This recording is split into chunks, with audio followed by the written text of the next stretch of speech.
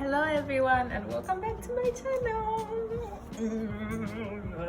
It's your girl T, and yes, I'm coming to you in this is my comfort zone actually. When I'm home, this is what I normally look like. Big t-shirt and in my zigongos. I've been wearing my hair out for the past 2 days, so I wanted it to stretch out, and then I think this will be a story time when I'm actually doing my hair because I want to get cornrows.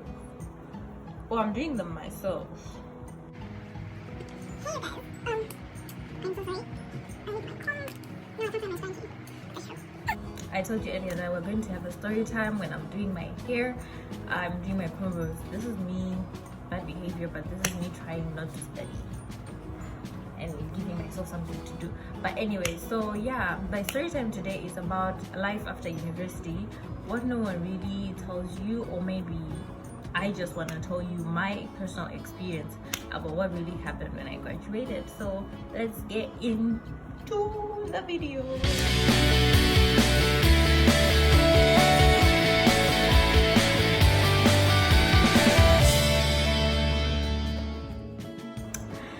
Okay, so a little backstory. I graduated last year from KNUST, right? So I graduated with an LLB degree. Yes, you are looking at a future lawyer. So I graduated with an LLB degree, and then I wrote the entrance exam for the Ghana School of Law, but I didn't get in. Like, I didn't make the first cut. So it left us with the only option of going back home. So wait, before we go any further, if you're out there and you're about to graduate or you're about to venture into anything, please have a backup plan. Emphasis, have a backup plan. Okay, I tried to have a backup plan. I applied for masters, but it just wasn't working out, and I didn't want to do anything else besides go back to school. That's the other thing. So I was just there, going back home. And then I think I stayed home for like 2-3 months, and I think it was it's the lowest I've been, honestly. Truth be told, it's the lowest I've been. But I know people have stayed home longer than that. One thing is, I didn't know that there is no job out there that is waiting for me, honestly. Because at the end of the day, the notion that we get from society is get your degree. If you work really hard and get your degree, when you're done, you're gonna get a job and secure that bag, and then just be a boss a boss ass bitch, you know what I'm saying? But that's why it's not even like that. It's not even like that. It's so hard out there. First and foremost, you're sending applications that no one is going to respond to. Just things. You are sending out a lot of applications, CV, to a lot of places, and then out of like 10 places, it's only one that will write you an email with it. Oh, but we're not really taking anyone right now, so you can try again later. But yeah, of the thing that, oh, I'm done with school, I'm gonna get a job and I'm gonna get money. Because that's what we all know as African kids. Go to school and your life is set. But it's not really like that. It's rare for people to actually, their first job after college to be for a degree that they actually did. That's the thing. You probably venture into something that is so different from what you were studying. Because why should I suffer for 4 years reading cases and all of the whatnot for me to just end up abandoning that for something else? And then the next thing, hold on, something is going on. Something fishy is going down. I don't like how it started and how I'm feeling off of the outside here. It just makes my panties annoying. I'm tired and it's just the first line. Hey you guys, so now we are going to our third line. I don't know what the back looks like. I just want to be able to wear my wig. But anyway, so now we're going to talk about your social life. So I feel like everyone should really accept that at the end of uni, you are really not going to have a social life. And it's worse if you were an international student like me, because I was in a different country altogether. The people I met, some of them stay in Ghana, and then some of them stay in all over Africa, if you get what I mean. So it's like, at the end of the day, when you go back home, you don't really know anyone except for that few close friends that you've had over time. That is if you actually kept in contact with them during college, if you know what I mean. Even with that close bunch of friends that you've had, they are your only friends, but you're not their only friend.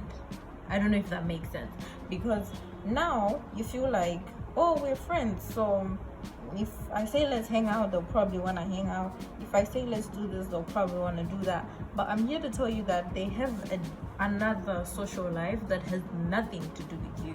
So please be ready to accept that. I wasn't, and you pay me, oh, you pay me. And then it's like with those friends now that you've made in school, now you're also in different environments. You're facing different things. Everyone is out there looking for a job. Everyone is out there looking for something to do with themselves. So you really, that's the thing with adult friendships, because now it's an adult friendship. You really need to make time to keep talking to your friends, to keep in touch with your friends, because everyone is going through things in life. So you have to reach out. You have to know that now you're moving in back with your family. You are now staying at home with mom, dad, siblings, everybody. Yeah. And that is something that takes another sort of adjusting to, because you were used to having your own space. I feel like it was too big. Let's see how it goes. You are used to having your own. You're used to having your own space, being your personal person, managing yourself, but now it's like it's you and your family. You have to adjust to that. All that sense of freedom is going to disappear. Let me tell you the truth. Because for me personally, if I didn't get home by 6, no, there wasn't even a specific time. If my dad got home when I wasn't home, it was going to be World War, because like, where are you? I'm coming from work and I'm home, and you don't do anything and you're not home. Where are you? So yeah, freedom is going to be non-existent. And then there's this thing people don't talk about. You actually have to adjust to your own family.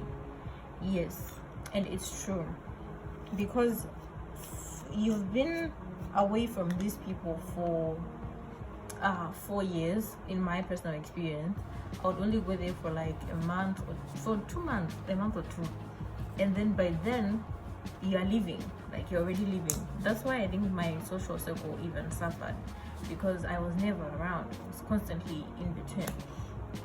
So it's like you're adjusting to your own family. They have things that they do that you're not familiar with.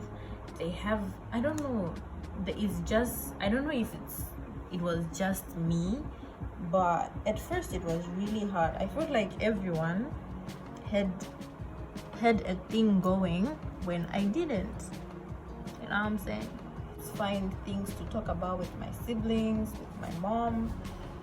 My dad and I are always in contact, so yeah, that wasn't as bad. But you really need to connect to everybody, because last they don't even know you. They don't even know who you are. And for me it was worse, because I had 6 years in boarding school and then 4 years here. So I never really had the chance to stay with anyone, to stay with my family, I mean. There's also this thing about meeting new people. So let's say you've met a guy and you probably are into him like that. Please ask around first. Because at the end of the day, people have stories and people have histories that everyone else in town probably knows about, except for you. They probably know that he has a wife. They probably know that he has a girlfriend. What else? I think that's mostly it, because the major thing is basically your career and your degree, what you're going to do about it, and getting a job, sending out job applications. It's so depressing, honestly. It's really depressing. So yeah, did I talk about being broke? If I did, emphasis, you're going to be broke.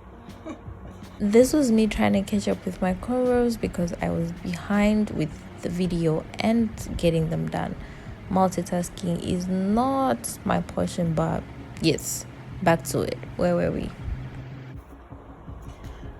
Okay, we are partially done. I have to do the back properly, but I want to go to the other side first. It's only the front that matters. And I'm tired. I don't remember the last time I did my own hair. But anyway, my hands hurt.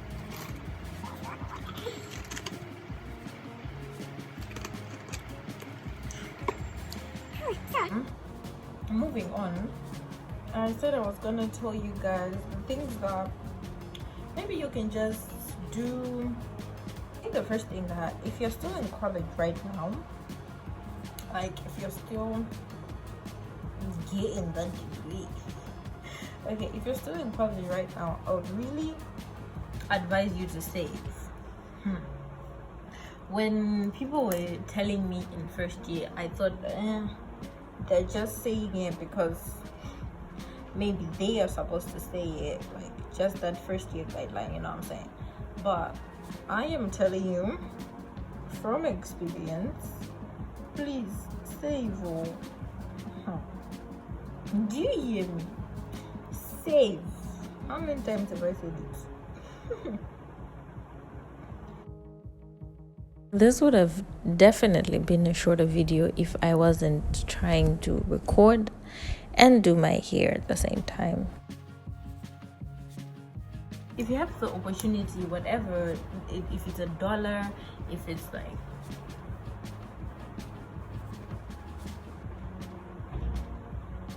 if it's like 10 cities, just put it somewhere, just throw it somewhere, or make a plan that you have a bank account that deducts from your main account every month. Even if it's like a small amount of money, just have it there, because at the end of the day, after school, you are going to need that money.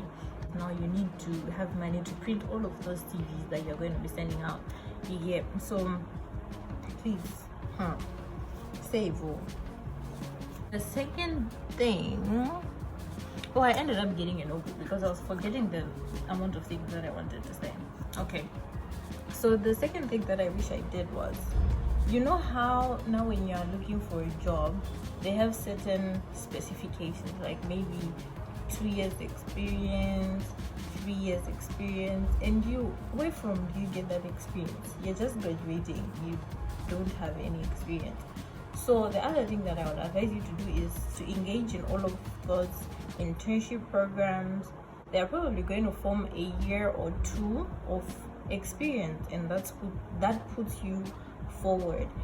You need those beautiful things for your CV, things that show that you didn't just go to college to get a degree, you also went to do something, to make connections, to meet people. Getting the experience thing out of the way is going to give you other problems to worry about getting a job, if you know what I mean. So yes, do internships. It'll help with experience. Yeah.